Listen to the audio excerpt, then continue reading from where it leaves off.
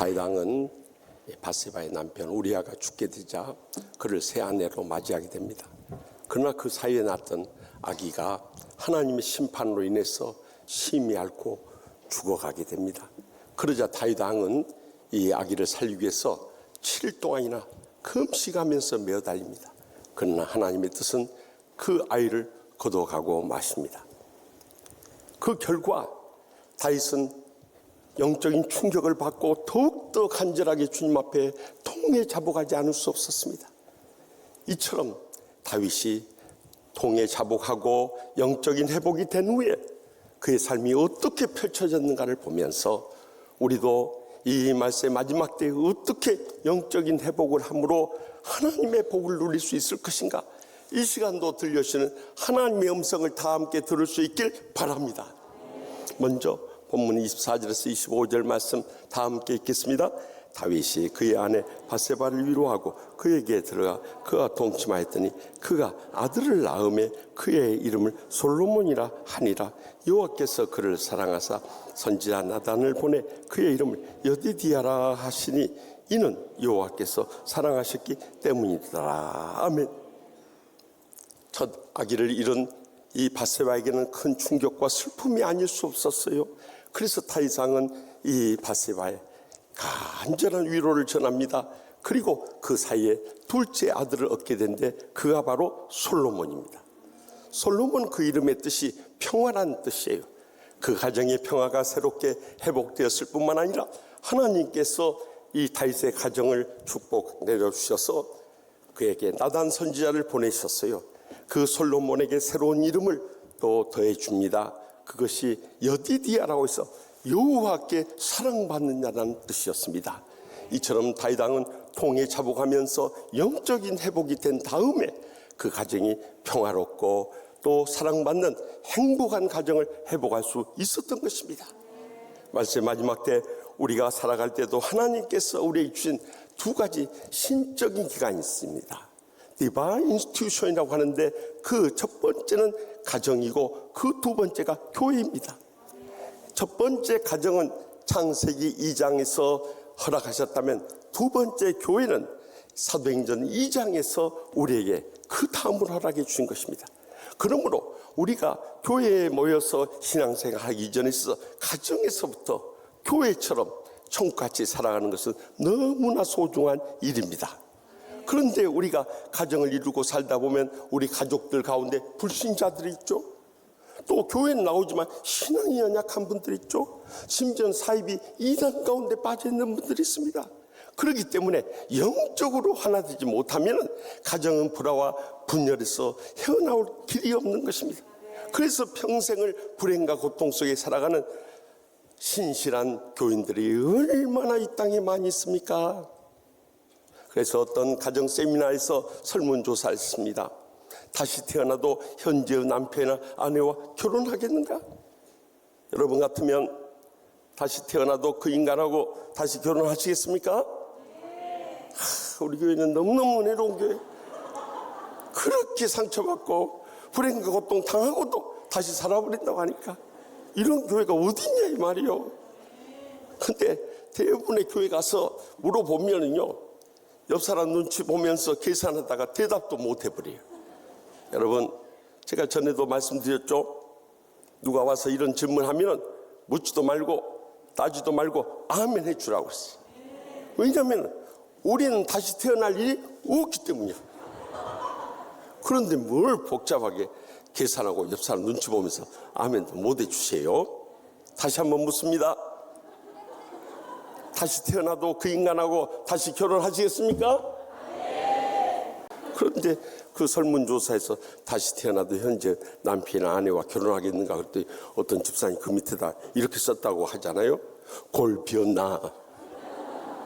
지금까지 참고 산 것만 해도 치가 떨리고 이가 부득부득 갈리는데 어떻게 저 인간은 또 한평생 살란 말인가 한 것이죠. 그 심정을 충분히 이해해요. 그렇지만 우리가 이 인생이 얼마나 빨리 지나간지요. 우리가 결혼한 지 10년, 20년, 30년, 40년, 50년 다 지나가 버렸어요. 그것도 남은 여생이 얼마나 살지 우리는 아무도 몰라요. 그런데 그 짧은 인생조차도 불행과 고통 속에 살아버린다면 이보다 불쌍하고 불행한 인생이 어디 있냐 이 말이요. 여러분, 우리가 아무리 성공하고 부귀를 누리고 권세를 얻는다고 한들 우리의 가정이 행복하지 않으면 그것이 진정으로 행복할 수 있겠냐는 거예요. 그래서 우리가 총같이 행복한 가정을 회복하기 위해서 꼭 기억해야 할 말씀이 있어요. 그 말씀은 갈라디아서 6장 9절 말씀이에요. 우리가 선을 행하되 낙심하지 말지니 포기하지 않으면 때가 이름에 거두리라. 여러분, 우리가 하나님 말씀대로 선을 행하며 살아가는 거예요. 그리고 그 다음에 이어서 낙심하지 말고 포기하지 않으면 우리는 언젠가는 가정의 행복의 열매를 맺을 수 있는 거예요.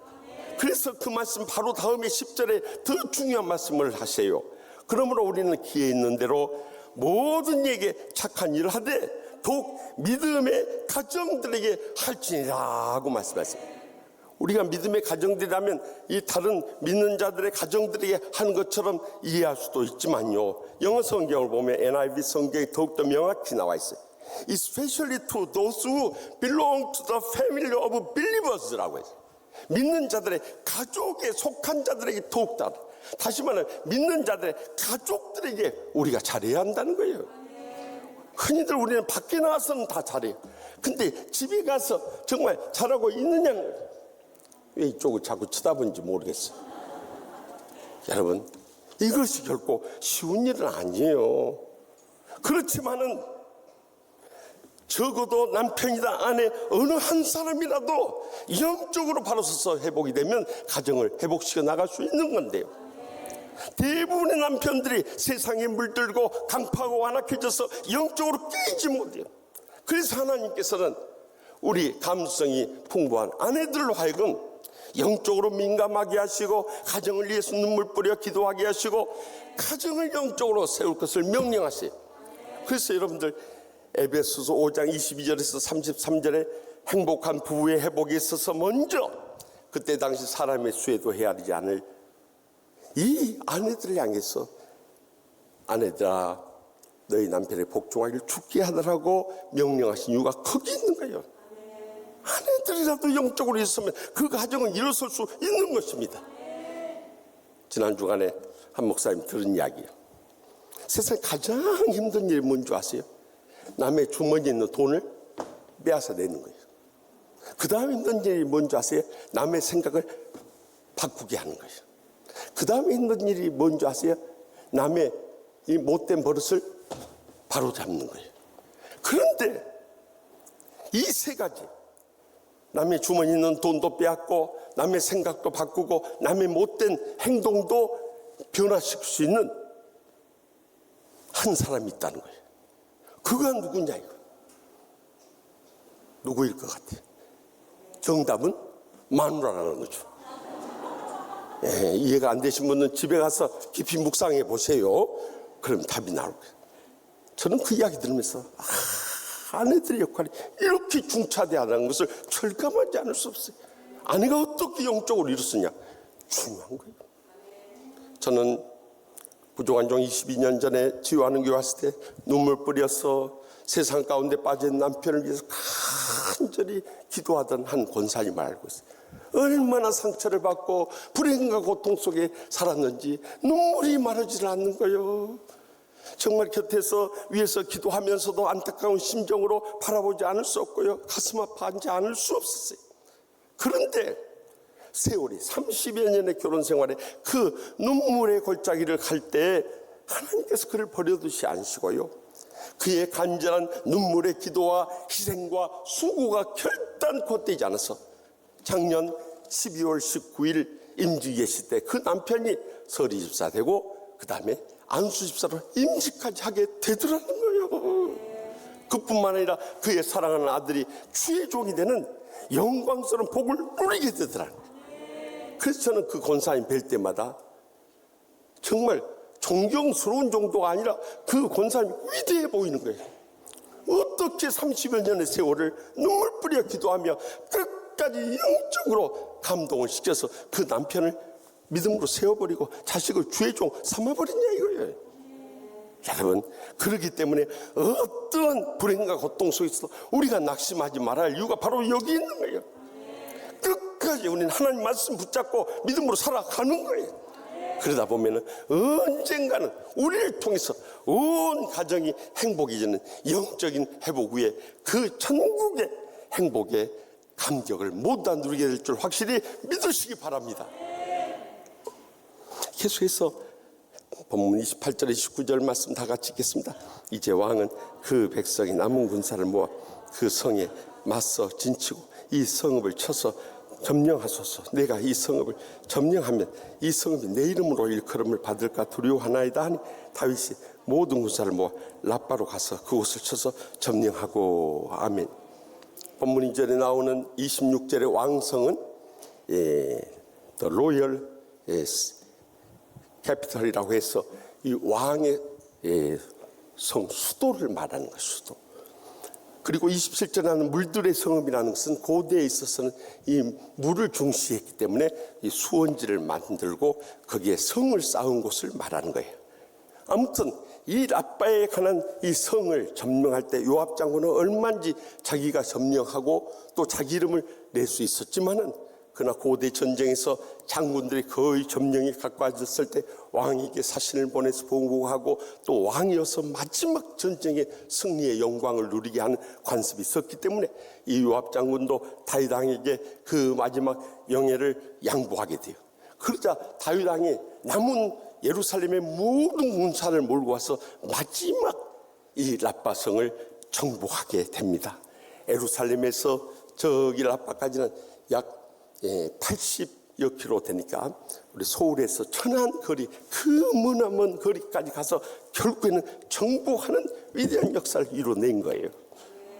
우리의 신앙생활에서도 우리가 다 복되고 형통해야 되는데요, 살다 보면은요 하나님께서 우리를 연단하시고 정금 같은 믿음으로 나오고 계셔서 더 큰 은혜와 축복과 행복을 누리게 하시려고 하실 때 우리를 고난 속으로 몰고 할 때가 있어요.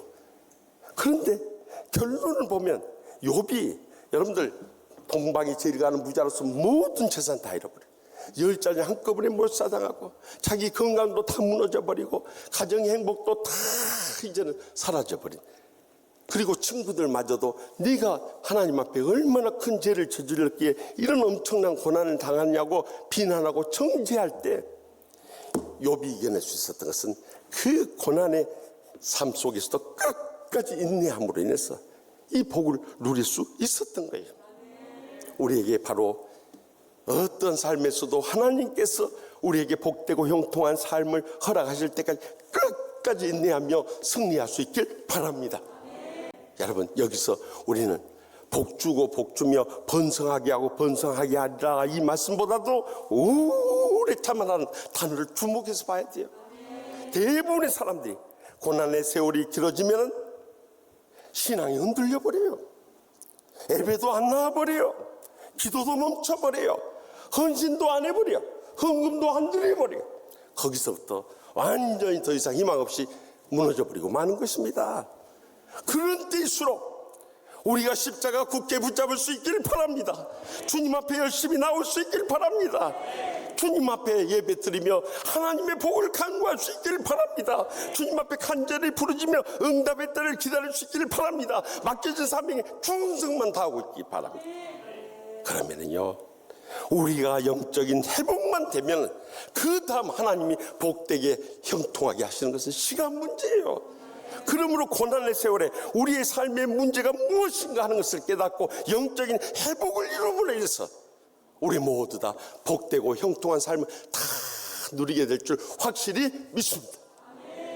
마지막으로 본문 31절 말씀 다 같이 읽겠습니다. 그 안에 있는 백성들을 끌어내어 톱질과 썰어질과 혈 도끼질과 벽돌 구이를 그들에게 하게 하니라. 암몬 자손의 모든 성을 이같이 하고 다윗과 모든 백성이 예루살렘으로 돌아가니라.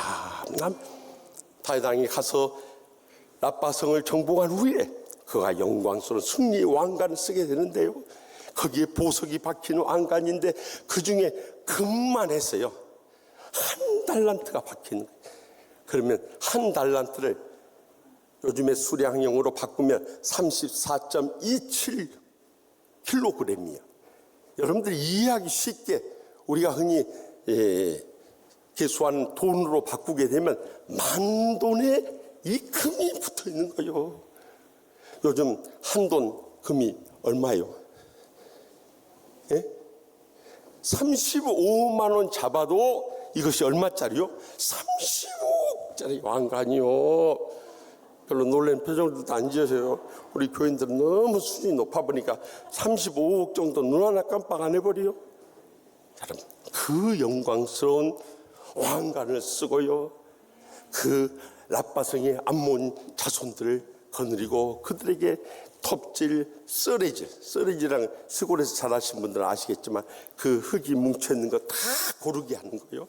썰해질, 또 철 도끼질, 또 벽돌구이 중노동을 시키면서 랍바성뿐만 아니라 암몬 자손의 모든 성을 다 정복해버린 거예요. 그리고 승리의 개가를 부르며 예루살렘으로 모든 군사들을 거느리고 돌아오게 됩니다. 여러분, 우리의 신앙생활에서 최후의 영적 승리를 거두는 게 이렇게 중요한 거예요. 우리는 흔히 우리 자신들의 고난이 그것이 건강의 문제고 물질의 문제고 관계의 문제고 세상의 문제로 생각하기 쉽습니다. 그것은 모두 다 타고 들어가면 영적인 문제라는 것을 잊지 마시기 바랍니다. 하나님과 사탄의 세력의 영적 싸움에 우리가 뛰어들었다는 것을 잊어서는 안 되는 거예요. 그런데요, 우리 인간의 힘으로는 이 귀신을 이겨낼 수가 없어요. 그러다 보니까 오늘날 믿는 목사, 장로, 권사, 집사들 가운데서도 이런 귀신에게 달려가는 사람들이 있어요. 전보로 다니고 그런 거 운세 보고 이런 사람들이 있어요. 여러분, 우리가 여기서 무너져 버리면, 이런 무속신앙이 무너져 버리면요, 우리 신앙 다 무너져 버린다. 그래서 하나님께서 구약 성경에서 가장 진노하시고 가장 무섭게 심판했던 건 우상숭배예요.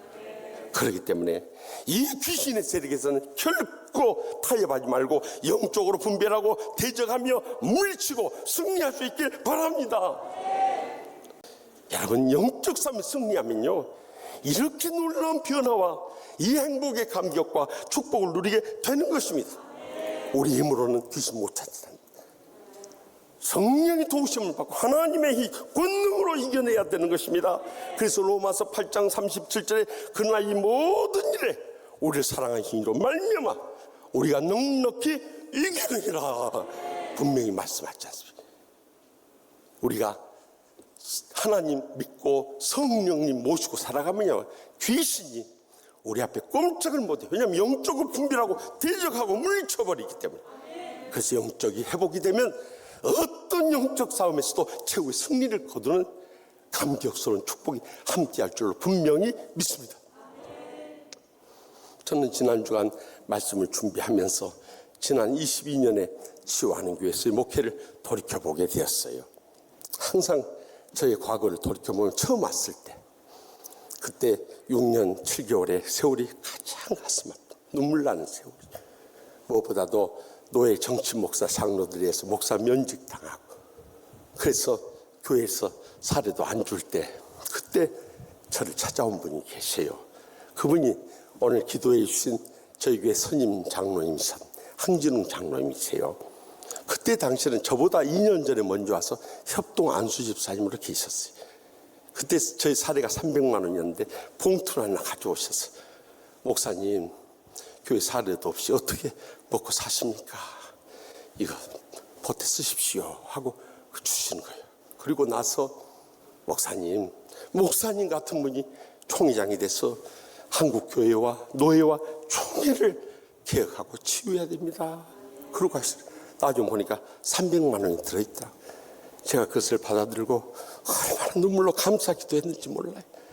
아무리 어렵고 힘들어도 이렇게 주의 종을 위로하고 힘이 되어주는 분이 계시구나.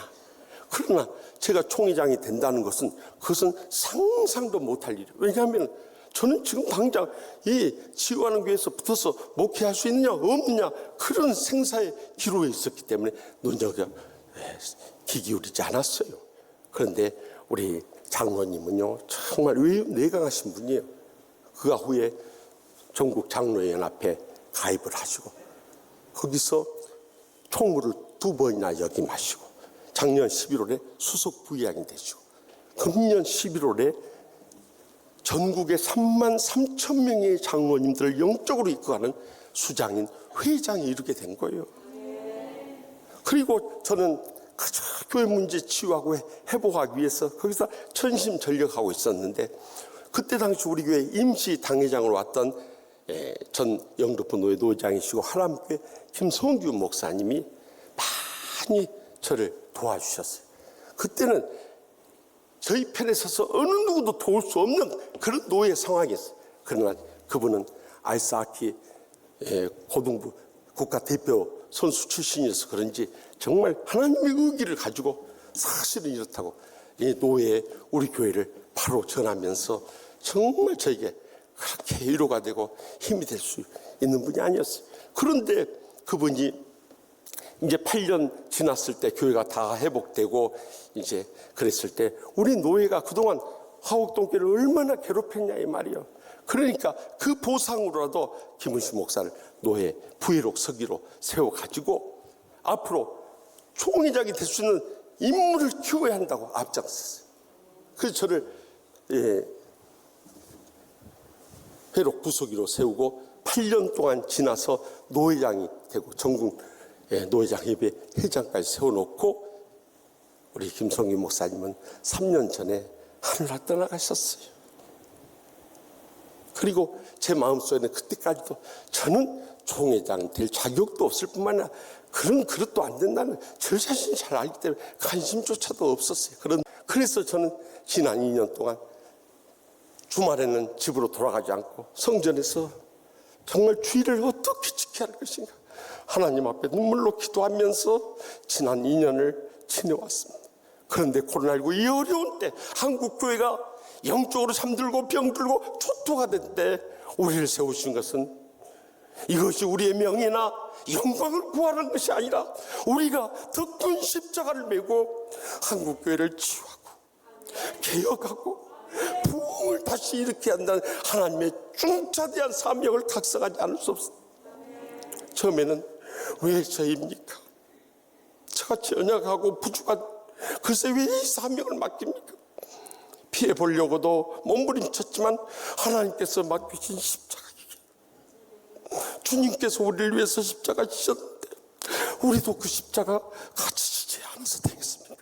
주님, 그것이 제가 져야 할 십자가고 우리 치유하는 교회가 져야 할 십자가라면 기쁨으로 지겠습니다. 그렇게 순종하기로 했더니 여기까지 도움의 돌이 되셔서 인도해 주신 것입니다.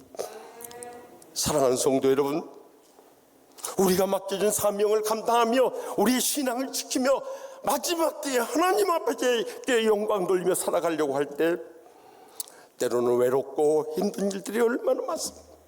남모른 눈물을 흘려야 되고 빈기맘을 찢을 때도 많이 있었습니다. 그럼에도 불구하고 우리는 끝까지 이 영적 회복만은 우리가 더 이상 지체할 수도 없고 피할 수도 없는 것입니다. 우리 자신부터 영적인 회복을 새롭게 회복해서 이 마지막 때 주신 사명을 감당해 간다면 하나님 아버지께서 우리의 모든 가정들을 총같이 행복하게 하실 뿐만 아니라 모든 일을 복되고 형통하게 하실 뿐만 아니라 모든 영적 싸움에 승리하며 영광 돌릴 그날이 꼭 다가오게 해줄 줄 확실히 믿습니다.